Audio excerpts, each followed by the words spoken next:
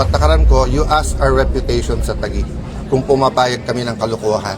Kaya nga maraming galit na kontraktor eh. Kasi nga, mahigpit ang patakaran. Kung may nakalusot dyan, etc., let's see. Diba? But you know us. You know us. You might not always like me, maybe more times asar o hindi, etc.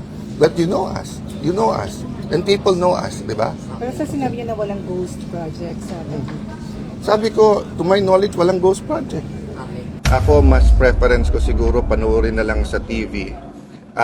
Baka mas komportable din yung administrasyon that way, and it's my simple way of protesting pati sa pagblablak. Sir, attend kayo mamaya at bakit po kayo naka-block? Hindi pa kami nag-uusap lahat.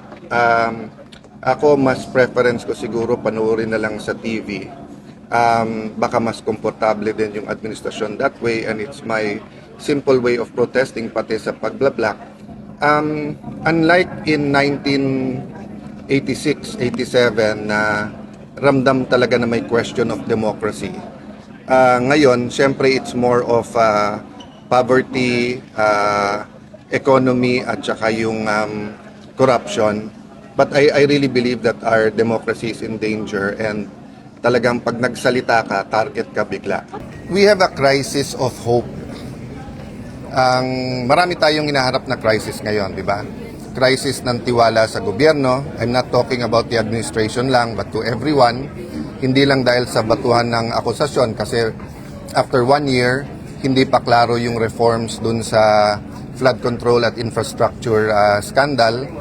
Yung day-to-day na corruption, whether yan ay traffic violation, yan ay permits, ay parang naging sa kultura na natin. Having said that, unknown pa or uncertain kung ano nangyayari sa Middle East, kaya ang presyo ng gasolina, asahan nyo na bababa ng konti, after 2 months, 3 months, tataas na naman.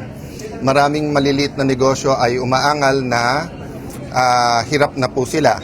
So on one side, magandang naitaas yung minimum wage, especially sa malalaking kumpanya na napakaganda naman ng profit margins. On the other hand, for small businesses, may question mark din, di ba? Tapos yung spending, OFWs nangangamba na pag tinamaan nga yung mga bansa nila, lalo sa Kuwait, Bahrain, Qatar, ay baka mawalan sila ng trabaho.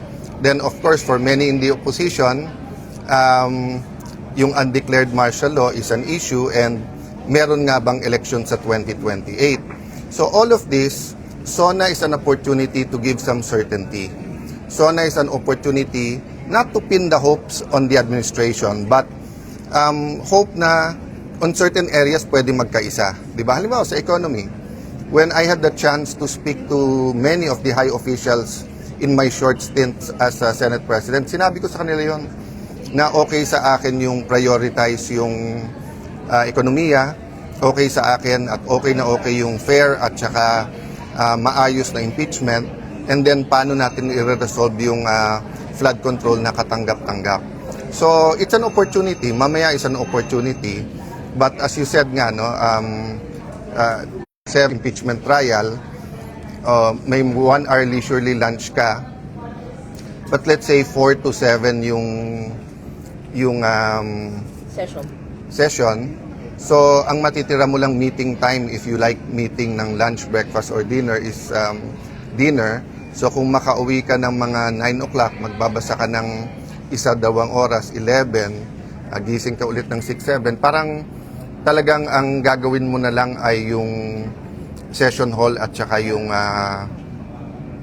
impeachment ng Monday to Wednesday. Meron naman Thursday to Saturday, but given that our senators are elected nationwide at dapat nagpapakita din kami sa other parts of the country, it'll be a challenging, hindi ko talaga malaman kung 3 months, 6 months, meron ngayon sinabi ni Senator Win na sa takbo ngayon baka umabot ng 1 year. So let's see, but we just have to rise to the challenge. How will you be adjusting, sir? Knowing na tao rin naman kayo at may hearings, may budget? Partly you plan it. Well, yun yung main concern ko. Malaki sa mga skandalo ay hugot sa budget. So, yung mas concern ko nga na pag umabot to ng late October, November, kasi remember, kahit na November na yung budget hearings dito or October during the break, binabantayan na namin yung sa House, binabasa na namin yun eh. So yun ang medyo mabigat. Tapos alam na ilan na ba yung secretaries na hindi pa nako-confirm? Diba? Marami pa, sir. Water lang. Pero Senator, sir, Yeah, sa atin kayo ng... I'll just have a... Yeah.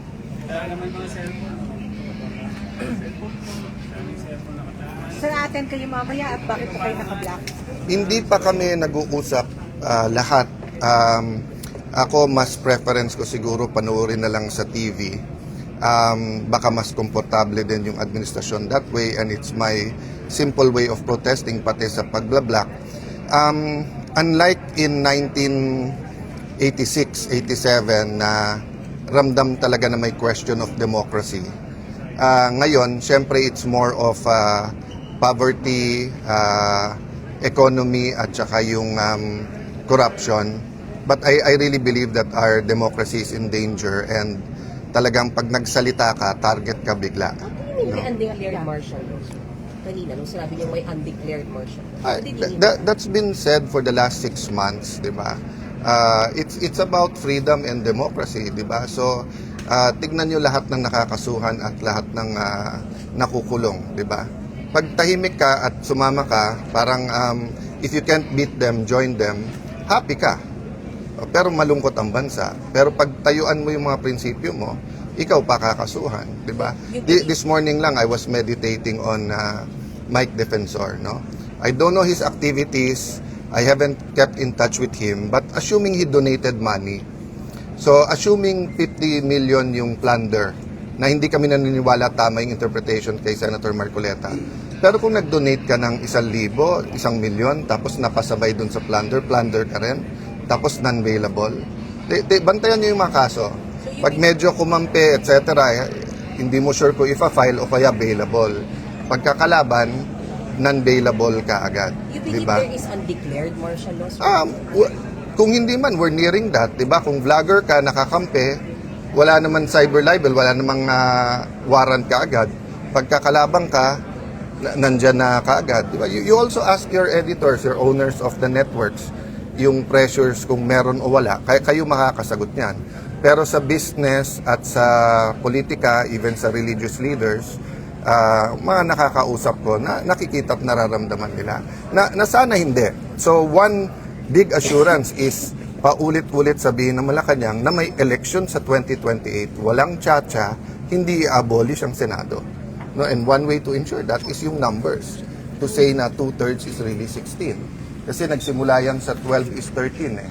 Diba? Tapos ngayon, first few days sinabi nga 16, but then may mga gumagalaw na questionin na sa Supreme Court, o kaya tingnan natin, o kaya agahan natin yung pag ano nito, no? So it's dangerous times.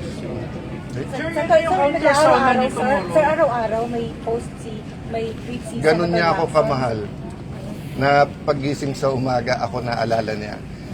From May 11, when I took the job, I knew that many persecution will be coming my way. Hindi ko lang na-expect it's through a senior senator na maraming bilib sa investigation skills. But ongoing, at everyday naman, what you call this, may konti siyang amendment, etc. But like yung sinabi niya today, hindi ko alam saan nanggaling yon. I'm not the secretary of DPWH.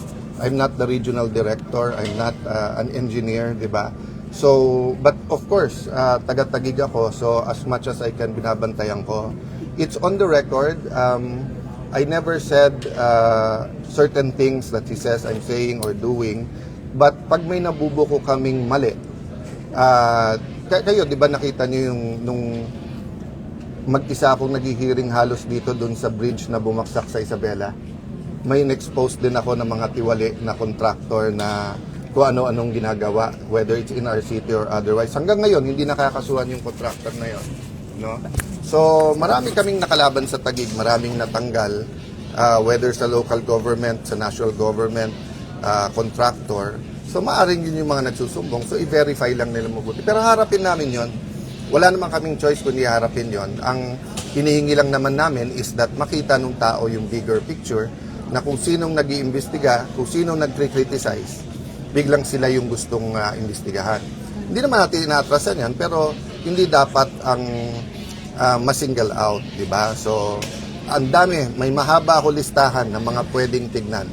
So, having said that, let's finish the SONA, the contra SONA, then we'll have all the time for both the impeachment and allegations of corruption. But harapin natin yan. May insertion daw po kayo na more than 6 billion pesos sa 2025 budget. Kapag ka minority, insertion. Pag majority, amendment.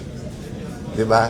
Pagka majority, pwedeng lahat ng senador may amendment and sasagutin ko sa tamang forum at panahon kahit sa harap nyo.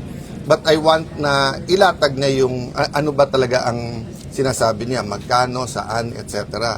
So, ang sinasabi niya ba, basta't nasa budget at nasa tagig, ako na naglagay nun. Walang ibang officials from the cabinet to, di ba? Hindi mo masasagot yung allegation nang hindi buo eh. So, halimbawa, di ba yung sinabi? Pag sinabing mainstream media, maraming bayaran. Hindi ba unfair sa inyong lahat yun? Hindi ba unfair sa lahat, pati sa mga ano yun, di ba? So, sabihin mo, sino, paano, magkano, para masagot mo. Di ba? So, din po siya sa tweet na yung mga projects na nabayaran ng alin project nga yun? Alin project yun? So, pag sinabi kong may radyo, Nympha, matanda na tayo. Walang allegation na sinasagot na hindi mo alam kung ano yung allegation. Di ba? So, pag sinabi kong meron dyan, radio anchor o anchor sa TV o may vlogger dyan, nabigyan, may PR, sasagutin mo. Pero Hindi mo alam kung anong... Pero masasiguro niyo po walang ghost sa... Sorry, last question. Yes? Sinasabi niya po ang right to place para sa inyo ay sa Payanas. Ang para sa administrasyon na to, lahat ng kritiko nila gusto nila sa Payatas. So, I leave it to God, I leave it to our people. Kilala niyo ako, kilala niyo yung naging patakaran ko, you ask our reputation sa Taguig kung pumapayag kami ng kalokohan. Kaya nga maraming galit na kontraktor eh. Kasi nga, mahigpit ang patakaran. Kung may nakalusot dyan, etc., let's see. Di ba?